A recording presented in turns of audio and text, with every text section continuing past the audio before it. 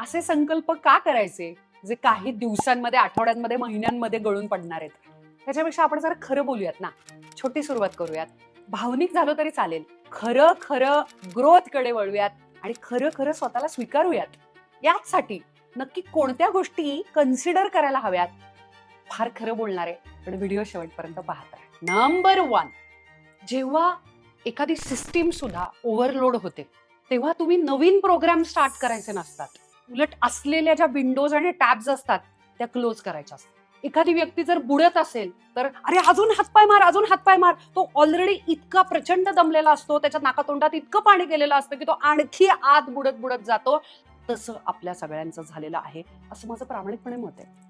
Social media, peer pressure, आई वडील, शिक्षण व्यवस्था, समाज व्यवस्था, सगळीकडून जे प्रेशर्स आहेत, सगळीकडून होणाऱ्या रोज मोबाईल उघडल्यानंतरची जी तुलना आहे, नकळत कळत विचित्र पद्धतीचा स्क्रीन टाइम आहे. आणि या तुलनेतून, या सगळ्या लोड मधून जे आपली सिस्टीम, आपल्या मेंदूची जी ओव्हरवेल्म झाली आहे, आपल्याला जे सुधरत नाहीये, याच्यामध्ये काय करायचं सांगू? आणखी नवीन प्रोग्राम्स, आणखी नवीन हॅबिट्स, आणखी नवीन संकल्प टाकायचे नाहीयेत. उलट छोटीशी गोष्ट करायची आहे. असलेले प्रोग्राम्स बंद करायचे आणि इतकी छोटीशी गोष्ट करायची आहे की ती रिडिक्युलसली स्मॉल ऍक्शन असेल. का करायचंय? नंबर 2, फेल्युअरचा पॅटर्न ब्रेक करायचा आहे. आपल्या सगळ्यांना माहितीये की एक नवीन वर्ष उजाडतं किंवा काय, उर्मिलाचा व्हिडिओ बघितला, अजून कोणाचा इंस्टाग्राम वरती काहीतरी रील बघितला, कुणीतरी काहीतरी समजावून सांगण्याचा प्रयत्न केला की तात्पुरती आपल्याला इतकी ऊर्जा येते, इतकी आपण उत्स्फूर्ततेनं काहीतरी स्टार्ट करतो, पण आपण ते शेवटापर्यंत नेऊच शकत नाही, आपण करूच शकत नाही. आणि मग तो जो फेल होण्याचा काहीतरी मनाशी ठरवायचं आणि मग ते आपल्याला पाळता येत नाही आणि मग आपण फेल होतो. याचा एक पॅटर्न तयार होतो. तो ब्रेक करणं खूप गरजेचं आहे. तो कसा ब्रेक करायचा? मायक्रो सक्सेसेस खूप इम्पॉर्टंट आहेत. लोक खूप कमी लेखतात मायक्रो सक्सेसेसला. हे ना आपल्या मेंदूला सूचना देतं की हिच्या गावात जमलं. हे जे ना, ह्याला पॅटर्न ब्रेक करणं म्हणतात. फक्त 2 मिनिट चाल. जिमला जायचं नाहीये, 20 मिनिट, 30 मिनिट, 10,000 पाऊल, 2 मिनिट. एम्बॅरेसिंगली स्मॉल स्टेप आपल्या ब्रेनला फेल्युअरचा पॅटर्न ब्रेक करणार आहे आणि मेंदूला सूचना देणार आहे मुव्हमेंट होतीये, पुढे जातोय. 2026 मध्ये मेंदूला सांगायचंय पुढे जातोय, थांबलेलं नाही एका जागी, अडकून पडलेलं नाही होत, अजून खचत खचत धजत धजत जात नाही होत, पुढे जातोय. एकदा मुवमेंट सुरू झाली की मोमेंटम मिळायला लागतो, गती मिळायला लागते आणि ती आपल्याला अचीव्ह करायची. पुढचं सगळं होतं. मी अतिशय बेसिकात जाते आज आणि खूप खरं बोलतेय. स्मॉल स्टेप करायचे, फक्त पुढचा विचार करायचा नाही. नंबर 3, कशामुळे आपले संकल्प पूर्ण होत नाहीत? 3 कारण आहेत. 1, परफेक्शनिझम. 2, decision fatigue. आणि number 3, emotional avoidance. Number 4, perfectionism. आपल्याला ना शाळेपासून, लहानपणापासून गोष्ट केली की परफेक्टच करायची. मुळात रेषेच्या बाहेर चित्र जाणे, रंगांना शेडिंग असणे, आकारांच्या मध्ये गोष्टी करणे, बॉक्सच्या आत विचार करणे, पॅटर्न्स ब्रेक करणे, गणित सोडवणे, या सगळ्यामध्ये काय आहे? नियम फॉलो करणे आहे. आणि नियम असा सांगतो गोष्टी परफेक्टच झाल्या पाहिजेत. याच्यामुळे जे परफॉर्मन्स प्रेशर येतं ना, ते वेगळ्या लेवलचं आहे. त्याच्यामुळे आपण काय करतो? परफेक्ट टायमिंगसाठी थांबतो, परफेक्ट वातावरणासाठी थांबतो, परफेक्ट संधीसाठी थांबतो. त्याच्यानंतर परफेक्ट माणूस असू शकतो, परफेक्ट जागा असते, परफेक्ट कपडे, त्याच्याशिवाय आपण गोष्टी स्टार्टच करत नाही. कारण आपल्या डोक्यामध्ये असं बसवलेलं आहे की फेल नसतंच ना व्हायचं, डायरेक्ट सक्सेस मिळतं. एक छोटंसं उदाहरण तुम्हाला द्यायचंय. आमच्या ओळखीचे एक कौटुंबिक मित्र आहेत आमचे. कोणाच्या तरी सांगण्यानं कोणाचा तरी हॉटेल व्यवसाय प्रचंड यशस्वी झाला, म्हणून यांनी हॉटेल व्यवसाय सुरू केला. दुसरी गोष्ट म्हणजे त्यांना जे यश मिळाले तशाच पद्धतीचं परफेक्ट यश मिळावं, अशाच पद्धतीचे निर्णय घेतले गेले, ज्याच्यामध्ये मोठी गुंतवणूक होती, अपेक्षा होती, परफेक्शन, फक्त सक्सेस, बाकी काहीच नाही. काय झालं असेल? माणूस पहिल्यांदा एका नवीन व्यवसायात जातोय, तो व्यवसाय पिढीजात नाहीये, कोणी काहीही केलेलं नाहीये. तुमच्या मते काय झालं असेल? Of course failure, massive failure. आणि हे चूक आहे. आय नो हे कॉन्ट्रोवर्शियल मी गोष्ट बोलतेय, पण आहे ना, तुम्ही सुरुवात करणार आहात ना, तर आहे ना, कोणीच छोटंसं अपयश येऊ शकतं. गोष्टी पुढे जाऊन पिव्हिट करावं लागणार आहेत, बदलावं लागणार आहेत, निर्णय वेगळे करावे लागणार, घ्यावे लागणार आहेत. सामान्य गोष्टींची तयारी ठेवा. डायरेक्ट ऍब्स मिळवायचे याच्यामुळे जिम होत नाही, याच्यामुळे चालणं पण होत नाही, याच्यामुळे 20 मिनिट नव्हे 2 मिनिटाचा पण व्यायाम होत नाही, याच्यामुळे आपण दिवसभर एकाच जागी बसतो, ऍक्टिव्ह लाईफस्टाईल सुद्धा होत नाही, कारण आपल्याला डायरेक्ट ऍब्स पाहिजेत. छोटं स्मॉल एम्बॅरेसिंग गोल, परफेक्शन सोडून द्या. तुम्ही मधून आणून फेल होणार आहात, तुम्ही आधी ऍव्हरेज असणार आहात, तुमचं खूप वेळा चुकणार आहे, तुम्हाला नंतर मार्ग मिळणार आहे, तुम्हाला नंतर योग्य ती माणसं मिळतील, योग्य तो डॉक्टर, योग्य तो ट्रेनर, योग्य तो क्लास, योग्य ती दिशा थोडीशी रस्त्यात पुढे जाऊन मिळणार आहे. आधी रस्त्याला चालायला सुरुवात तरी करा आणि ते परफेक्शन आधी सोडा. Number 5, decision fatigue. खूप मोठी गोष्ट आहे बरं का. आपल्याला आयुष्यात एका वयाच्या टप्प्यावरती, एका जबाबदारीच्या टप्प्यावरती आल्याशिवाय याचं महत्व कळत नाही. दुर्दैवानं खूप अलीकडे आलंय. हसत खेळत कॉलेज शिक्षण करायच्या वयामध्येच आता डिसिजन फटीग येत आहे. त्याचं कारण असं, आता टीनेजर सुद्धा, यंगस्टर सुद्धा किंवा आपल्या जॉबमध्ये, करिअरमध्ये सुद्धा असंख्य वेगवेगळे निर्णय आता आपल्याला घ्यावे लागतात, कारण ऑलमोस्ट सगळ्यांचंच लाईफ खूप स्ट्रेसफुल झालेलं आहे. खूप उतार चढाव आता आहेत, अनिश्चितता वाढलेली आहे आणि त्याच्यामुळे रोजच्या आयुष्यात प्रचंड वेळा निर्णय घेण्याचं प्रमाण वाढलेलं आहे आणि त्यामुळे आता सगळ्याच जणांना निर्णय घेऊन घेऊन दमायला झाले. ऍप उघडा, शॉपिंग करताना काय निवडू, फटीग. तुम्हाला असं वाटतं, पण तो जो मेंदूत पडलेले ते जे 4 टॉप आहेत ते घेऊ की नको, अभ्यास राहायला बाजूला, कुठेतरी ते काय आहे, अनफिल्ड, अनफिनिश्ड असं आपण म्हणूयात, टास्क, अनफिनिश्ड डिसिजन्स, क्लटर, हे सगळं तुम्हाला फटीग देणार आहे. त्याच्यामुळे डायरेक्ट घरातल्या मोहिमेलाच निघायचं, डिक्लटरिंगच्या. असं नाही करायचं. दररोज मी 20 मिनिटं घर आवरेल. सिंपल सिंपल, की दररोज बाबा मला माझं घर आहे, मला पसाऱ्यानं त्रास होतोय, मला स्ट्रेस येतोय, मला गोष्टी सापडत नाहीयेत, मला आवरल्यानंतर माझा परिसर, माझ्या मनस्थितीवरती चांगला परिणाम होतो. डायरेक्ट घर आरशासारखं दिसणं नाही करायचं. ते परफॉर्मन्स प्रेशर आणि तो निर्णयाचा डिसिजन फटीग. मोठा निर्णय लगेच घ्यायचा नाही. सुरुवात कुठून करायची, दररोज 20 मिनिट आवरायचे. बुद्धी चालवायची नाही, मेंदू चालवायचा नाही, निर्णयासाठी ताणच द्यायचा नाही. म्हणूनच कित्येक मोठे मोठे लोक हे त्यांच्या वॉर्डरोब्समध्ये कपडे, म्हणजे जे सुपरफिशियल गोष्टी आहेत, म्हणजे उदाहरणार्थ मी कसा दिसेन त्यांच्या क्षेत्रामध्ये, आणि ते चालतं पण, कारण त्यांचं क्षेत्र दिसण्याचं नाहीये, ते सतत पब्लिक अपीअरन्सेस, त्यांच्यासाठी दिसणं खूप जास्त इम्पॉर्टंट नाहीये. अशा वेळेला त्या निर्णयाचा सुद्धा ताण ते काढून टाकण्यासाठी कपाट उघडल्यानंतर सेम रंगाचे कपडे असतात, सेम फिटिंगचे कपडे असतात, सेम पॅटर्नचे कपडे असतात, डोळे झाकून उघडतात कपाट, घालतात कपडे, पटकन कामाला लागतात, त्याचा विचार करत नाही, कारण त्याचा पण निर्णय घेणं. म्हणूनच मी तुम्हाला सांगत असते, राईट इट डाऊन एव्हरीथिंग. तुम्ही जे अकाउंटेबिलिटी वाढते, जेव्हा तुम्ही लिहिता ना, त्याची अकाउंटेबिलिटी वाढते.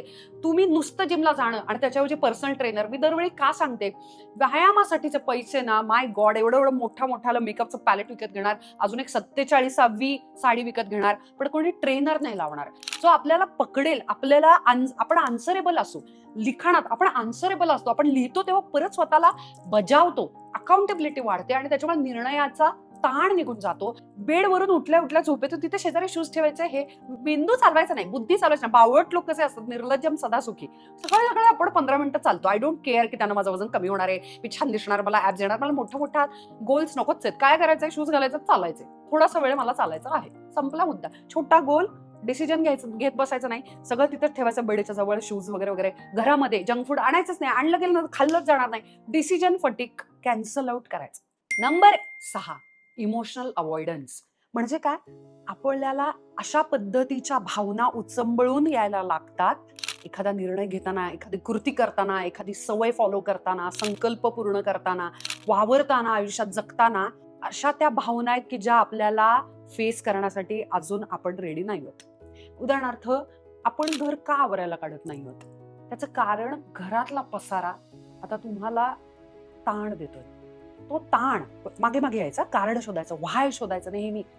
जेव्हा व्हाय शोधाल ना, तेव्हा त्याची इमोशनल ग्रिप आहे ना, ती निघून जाईल. इमोशनल अवॉइडन्स, आपण का टाळतोय, का घर आवरत नाहीयेत, अच्छा ताण येतोय आवरण्याचा, का ताण येतोय, खूप सारी शॉपिंग झाली आहे, सगळ्या गोष्टी साठवल्या, का साठवत असो आपण, कोणाचा तरी लॉस झालाय, कुठेतरी आयुष्यातून गेलंय सोडून, कधीतरी खूप जास्त फायनान्शियल लॉस झालाय, काहीतरी मानसिक गोष्टी आहेत ज्याच्यामुळे आपण होडर झालोय, सगळं आपण साठवून ठेवतोय. कुठला तरी असा इश्यू आहे का की जे आपण कोणाशी बोलत नाही आहोत, आपलं काही दुखतंय का, आपल्या पार्टनरचं आपलं काही खुपतंय का, आपल्याला आपल्या इनलॉज, कुटुंबाबरोबर काहीतरी कुठेतरी अंडरलाईन महत्वाचा इश्यू आहे, तो सॉल्व्ह नाही होतोय. म्हणून हे वरच्या सवयी आणि वरच्या गोष्टी होत नाहीयेत. फाइंड युअर व्हाय. त्याचे इमोशनल गुंतागुंत आता या वर्षामध्ये सोडवायचे आहे आपल्याला. ह्या वरच्या सवयी ढासळून पडतात हो, नवीन लागतात परत सुटतात. जेव्हा तुमचा व्हाय सापडतो ना, एंड पर्यंत जाता तुम्ही, त्या तीरापर्यंत तुम्ही स्वतःला नेणार जेव्हा तुम्हाला तुमचं कारण सापडतं. आता त्याची पॉझिटिव्ह बाजू पण सांगते. इमोशनल अवॉइडन्स एक निगेटिव्ह बाजू आहे, की का गोष्टी टाळतो आपण, कारण आपल्याला चांगल्या अर्थानं फाटते आपली. म्हणजे काय, आपल्याला ते फेस नसतं करायचं. आपल्याला शहर बदलायचंय, आपल्याला एखादी मुलगी आवडते, आपल्याला आई वडिलांशी काहीतरी बोलायचंय, मुलगा आवडतो, आपल्याला मोठे मोठे निर्णय घ्यायचे पण आपण टाळतोय ते.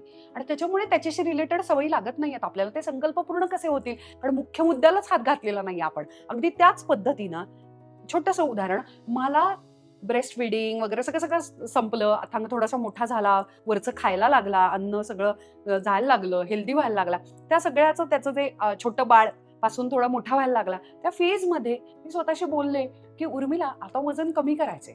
आता एवढ्या वजनाची गरज आहे का? नाही आहे. आपल्याला प्रचंड काय काय दुखतंय, काय काय होतंय, आपल्याला एवढी स्ट्रेंथ नाहीये, स्टॅमिना नाहीये, फ्लेक्झिबिलिटी नाही, काहीच नाही आपल्याला. मग आपण आपलं कारण शोधायला पाहिजे. आपल्याकडून का नाही होतंय, का जास्त खाल्लं जातंय, का चुकीचं खाल्लं जातंय, का व्यायाम पण नाही होतंय. त्याच्या कारणाशी मी गेले आणि मला माझं कारण सापडलं, की आता आपल्याला का पेटून उठायचंय. एकदा तुमचं का, हे अतिशय बौद्धिक आणि क्लिशे आणि कोट वाटेल, पण गोष्टी क्लिशे का होतात, कारण त्या खऱ्या असतात वर्षानुवर्ष, म्हणूनच त्याचे कोट्स होतात आणि त्या क्लिशे होतात. लक्षात घ्या तुम्ही, त्याचं कारण सापडलं ना, या म्हणजे आकाश पाताळ इकडचं तिकडे होईल, पण तुम्ही तुमची गोष्ट पूर्णत्वाला नेणारच जेव्हा तुम्हाला तुमचा व्हाय सापडतो. Number 7, decluttering. फक्त फिजिकल डिक्लटरिंग नाही. डिक्लटरिंग याचा अर्थच असा होतो, की गोष्टींना निरोप देणे. वस्तूंना निरोप द्यायला पाहिजे, माणसांना निरोप द्यायला पाहिजे, सवयींना निरोप दिला पाहिजे. पॅटर्न्स मनाचे जे तयार झाले तोच विचार करणं, तसंच वागणं, चित्र वागणं, विचित्र त्याच्याबरोबर आलेल्या सवयी, घरातल्या सिस्टीम, याला कुठेतरी निरोप द्यायला पाहिजे. जुन्या गोष्टींना निरोप नाही दिला, नवीन सवयी परत परत ऍड ऑन करून त्या कधीच तुम्हाला लागणार पण नाहीयेत, त्या सिस्टीम सेटच होणार नाहीत, कारण जुनी सिस्टीमच अजून तुम्ही काढून टाकलेली नाहीये. मग हे डिक्लटरिंग आता या वर्षामध्ये आपल्याला करायचं. I give you example. कोणाला काहीतरी खूप जास्त प्रमाणामध्ये चहा कॉफीची सवय असेल, अतिशय छोटी सवय सांगते, व्यसनांच्या बाबतीमध्ये खूप जास्त वेगळ्या लेवलच्या ऍडिक्शनच्या बाबतीमध्ये अप्रोच असावा लागतो. छोट्या ऍडिक्शन बद्दल मी बोलते, की तुमचा स्क्रीन टाइम खूप हाय आहे, तुम्हाला कॉन्स्टंटली इतरांच्या कडूनच निर्णय घ्यायचा, असं काहीतरी, स्वतःचं इंडिपेंडंट तुम्ही होत नाही आहात, अशा सगळ्या गोष्टी जे तुम्हाला, जर चुकीच्या गोष्टींच्या सवयी तुम्हाला लागल्या असतील, तर त्याच्या बाबतीतले निर्णय तुम्हाला आत्ताच घ्यायला पाहिजेत. उदाहरणार्थ, हळूहळू कट आउट करतच जायला पाहिजे आणि त्याचे ट्रायल्स आत्तापासूनच व्हायला पाहिजेत. काही महिने गोष्टींच्या शिवाय तुम्ही जगाल, म्हणजे चहा कॉफीचं प्रमाण कमी झालंय, त्या माणसांना अवॉइड करत करत करत आता छान डिलीट केलं, ब्लॉक करून टाकलंय. जी माणसं आपल्याला निगेटिव्ह जी संगत असते ना, आपल्याला व्यसनांना लावतात, ज्याच्यामुळे आपला वेळ वाया जातो, आयुष्याकडे बघण्याचा दृष्टिकोन निगेटिव्ह होऊन जातो, अशी माणसं असतील. घरातला पसारा असेल, कोणाला तरी काढून टाकायचा असेल, कोणाला तरी नव्यानं हायर करायचंय, त्याच्या आधीची जी चुकीची माणसं आहेत त्यांना काढून टाकायचं असेल, मग ते घरातले असतील, कंपनीतले असतील, प्रोफेशनल सोशल लाईफमध्ये सुद्धा, ते आधी सगळ्याला निरोप देऊन बाय बाय म्हणायला पाहिजे. तेव्हा ती स्पेस तयार होणार आहे तुमच्या सगळ्या नवीन गोष्टींसाठी. आणि याच्यासाठी ना, आता ही गोष्ट काय अवॉइड करायची, कशाला बाय म्हणायचं, कशाला डिक्लटर करायचं, हे मी नाही सांगू शकत. हे तुम्हालाच तुमचं फाइंड आउट करायचंय, शोधायचंय. आणि त्यासाठी ना, चिंतनासाठी बसलं पाहिजे शांतपणे, की का स्क्रीन टाइम वाढतोय, त्या बदल्यामध्येच मी का नाही काहीतरी गोष्ट करत आहे. मग इटिंग जे होतंय एक्स्ट्रा, वेगवेगळा वरचं कोरडा खाऊ खाल्ला जातो. मी नेहमी मला नेहमी असं प्रामाणिकपणे वाटतं, ओव्हर स्नॅकिंग ही गोष्ट 2च गोष्टीतून होते. एकतर तुम्हाला डिहायड्रेशन झालेलं असतं, नाहीतर तुम्ही इमोशनल झालेला असता, तेव्हाच ओव्हर स्नॅकिंग होतं. मोबाईल स्क्रीन सगळं बाजूला ठेवा, स्वतःशी बडबड करा, मनातल्या मनात बोला, नाहीतर मोठ्यानं बोला. घरात एकटे असाल, दरवाजा, आपल्याला ना कुठल्याही डिव्हाइसेस शिवाय, कुठल्याही कन्झम्पशन शिवाय, कुठल्याही मल्टीटास्किंग शिवाय शांतपणे बसता आलं पाहिजे. आणि एकच विचार पुन्हा पुन्हा घोळवणे, एखादा प्रॉब्लेम विषय त्याच्याविषयी आपण घोळवत राहणे, त्याला चिंतन असं म्हणतात. चिंतनानं सगळ्या गोष्टी सॉल्व्ह होतात. आणि असे आपण बसूयात आणि गोष्टींना आधी निरोप देऊयात, ज्या आता आपल्याला आयुष्यामध्ये अजिबात उपयुक्त नाहीत. येणाऱ्या वर्षामध्ये नवीन गोष्टींना जागा करायची असेल तर जुन्याला बाय म्हणूयात, वल्नरेबल होऊयात, स्वतःशी खरं बोलूयात, खरंच जेवढं जमेल त्याची सुरुवात करूयात, जे वाईट आहे त्याला बाय म्हणूयात, दुसऱ्यांचा सतत विचार करण्यापेक्षा चांगल्या अर्थानं स्वार्थी होऊयात, म्हणजे आधी स्वतःच्या तब्येतीकडे बघूयात, मग बाळांना कंटिन्युअसली जे सजेशन आपण देत असतो ना, सगळ्यांना सूचना देत असतो, सगळ्यांच्या मागे पुढे फिरत असतो, आधी आपल्या तब्येतीकडे बघूयात, छोटी छोटी सुरुवात करूयात. हेच सगळं मला सांगायचं होतं, खरं बोलायचं होतं. खूप साऱ्या वेगवेगळ्या हॅबिट, संकल्पना, त्याच्या सिस्टीम्स, मग त्याचं ट्रॅकिंग, त्याच्यासाठीचं लिखाण, त्याच्या डायऱ्या, त्याचे जर्नल, ह्या सगळ्याची माहिती ऑलरेडी इंटरनेटवरती आहे. माझेच काही खूप उत्तम व्हिडिओज आहेत, त्याची पण लिंक या व्हिडिओ नंतर, ते व्हिडिओ तुम्हाला बघायला नक्की आवडतील, ते नक्की बघा. शेवटपर्यंत व्हिडिओ पाहिलात त्यासाठी खूप खूप थँक्यू. पुन्हा एकदा happy new year. I love you.